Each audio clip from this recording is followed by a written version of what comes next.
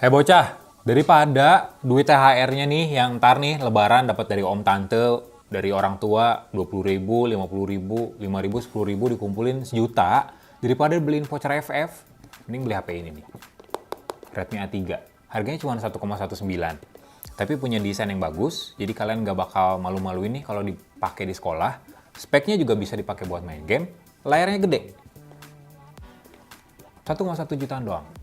Karena unit ini masih baru, masih plastik, kita unboxingnya sekalian. Biar kalian tahu isinya apa aja. Apa kayak beli HP batangan, nggak dapat adapter charger. Kita cari tahu.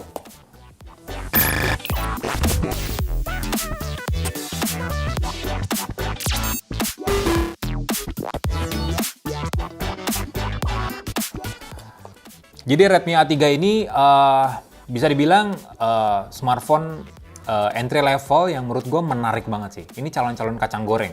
Kenapa? Karena kapan lagi punya HP 1 jutaan dengan fitur-fitur yang mirip-mirip kayak smartphone harga 2, bahkan harga 3 jutaan. Bahkan desain smartphone ini tuh terinspirasi dari HP yang harganya belasan juta cuy. Kita lihat deh bentukannya. Nih.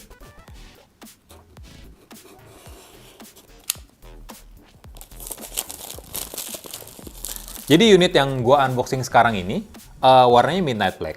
RAM-nya udah 4 GB. Kapan lagi HP sejutaan RAM-nya 4 GB dengan memorinya 128 GB. Dan di sini ada beberapa kelebihan dari smartphone ini. Kalian bisa lihat lah ya. Layarnya udah gede, terus juga desain yang premium katanya. Terus baterainya udah goceng, 5000 mAh, punya fingerprint juga, sama mendukung memori expansion, RAM virtual ala Xiaomi. Oke, kita buka aja deh. Dasar ya HP murah ya. Buka boxnya aja beda loh. Gini. Ini kerasa banget sih. Kardusnya kerasa banget. Oke, ini dia Redmi A3. Nih, kita simpan dulu buat yang terakhir. Cakep sih. Tuh. Ditis tuh. Lihat. Bingkai kameranya gede banget. HP sejutaan masih dapat kabel USB Type-C. Nih, udah Type-C loh kabelnya. Tuh. Jadi bukan micro USB lagi yang chargingnya lemot banget dengan transfer data yang, aduh, bikin sabar selalu ya. Ini udah USB Type-C, jadi lebih cepat harusnya. Terus juga masih dapat adapter charger dengan output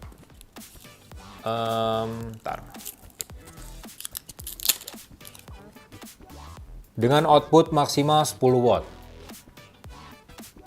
Oke, 10 watt. Ya lumayan lah ya, 10 watt, dapat kabel USB Type-C pula. Kemudian dapat buku petunjuk penggunaan, kartu garansi juga. Ini jangan sampai lepas, jangan sampai lupa. Sama ucapan terima kasih. Tumben-tumbenan ya, ucapan terima kasihnya tuh bagian bawah gitu. Kalau Redmi Note atau seri Xiaomi lainnya tuh ucapan terima kasihnya di bagian atas. Oke, ini udah. Sekarang kita ke unitnya. Wih. Ini nih.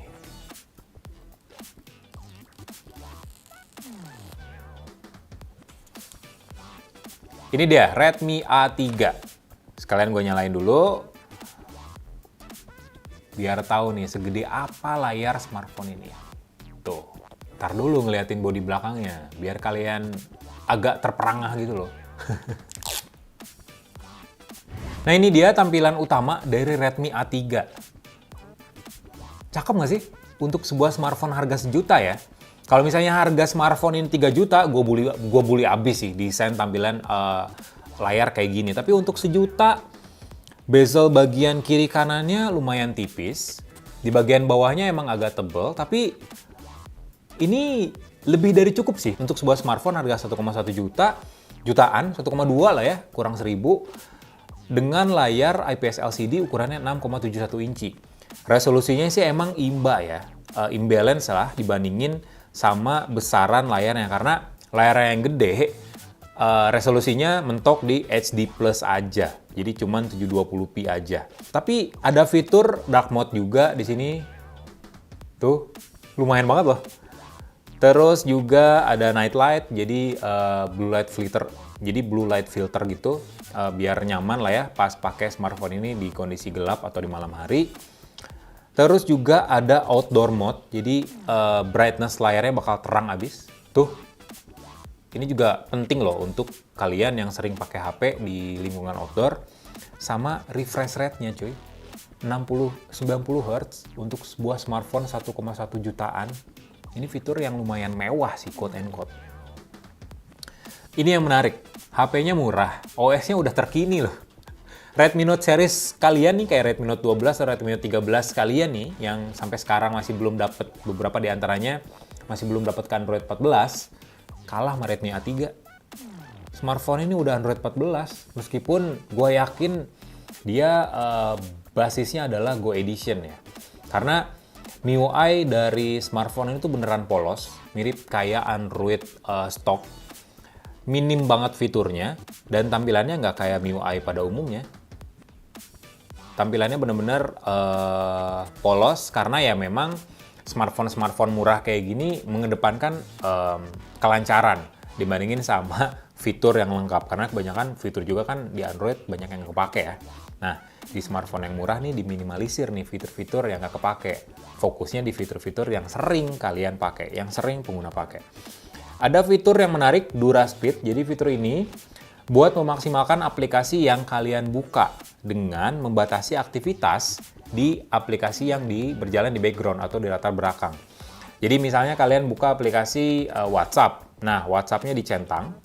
Lalu aplikasi yang berjalan di background itu bakal di stop, sehingga aplikasi WhatsApp yang kalian sedang pakai itu lebih lancar, lebih mulus lagi buat buka kamera kah, buat buka mikrofon, buat telepon dan lain sebagainya. Nah, ngomongin soal dapur pacunya, jadi smartphone ini udah pakai prosesor MediaTek Helio G36, jadi prosesor yang sangat-sangat biasa aja. RAM-nya 4GB dengan storage 8GB yang bisa ditambah secara virtual sampai 4GB. Jadi total RAM dari smartphone ini tuh tembus 8GB. Sama storage-nya 128GB yang bisa ditambah lagi pakai microSD sampai 1TB. Jadi kalau kalian pakai microSD 1TB, microSD kalian tuh lebih mahal dari HP-nya gitu. Baterainya 5000 mAh, fast charging-nya mentok di 10 watt. Tapi ya udah bisa diisi pakai port USB Type-C, masih ada jack audio 3,5 mili juga. Nah sekarang ini nih yang ditunggu-tunggu, kalian pasti pengen lihat bagian belakangnya. Nih, sejujurnya gue nggak nyangka sebenarnya, smartphone harga 1,19 jutaan, tapi desainnya dibikin mirip kayak Xiaomi 14 Ultra, Xiaomi 13 Ultra, yang harganya bahkan 20 kali lipat dari smartphone ini. Gitu. Puluhan kali lipat dari smartphone ini. Bingkai kameranya dibikin membulat, mirip kayak flagshipnya Xiaomi sekarang. Xiaomi 14 Ultra juga yang sayang yang masuk ke Indonesia. Kalau di Xiaomi 14 Ultra kan banyak lensa ya. Kalau di sini cuman ada 2 lensa kamera aja plus 1 LED flash. Kamera utamanya 8 megapiksel dengan lensa auxiliary lens. Jadi fokusnya sih di 8 kamera sama AI kamera. Terus juga ada LED flash. Nih yang menarik, ring dari bingkai kameranya itu dibikin mewah, premium lihat. Ada warna-warna seperti silver yang gak murahan kelihatannya. Sama ada 2 warna dari smartphone ini. Yang pertama yang gue pakai sekarang adalah Midnight Black. Warnanya nih, ya ini plastik, tapi dibikin tekstur gloss, dibikin tekstur seperti kaca. Yang gampang banget kotor gara-gara jejak sidik jari nih. Kotor banget ya kelihatannya. Ntar gue lap dulu. Terus kelihatan di sini ada seperti glitter-glitter nih di bagian belakangnya. Ya emang bener-bener midnight black sih. Kayak ada bintang-bintang di langit gitu. Kelihatan tipis-tipis di bodi belakangnya. Sama star blue. Nah, warna biru muda yang merepresentasikan ya langit yang biru di siang hari. Di bagian bawah ada USB Type-C, terus juga ada mikrofon.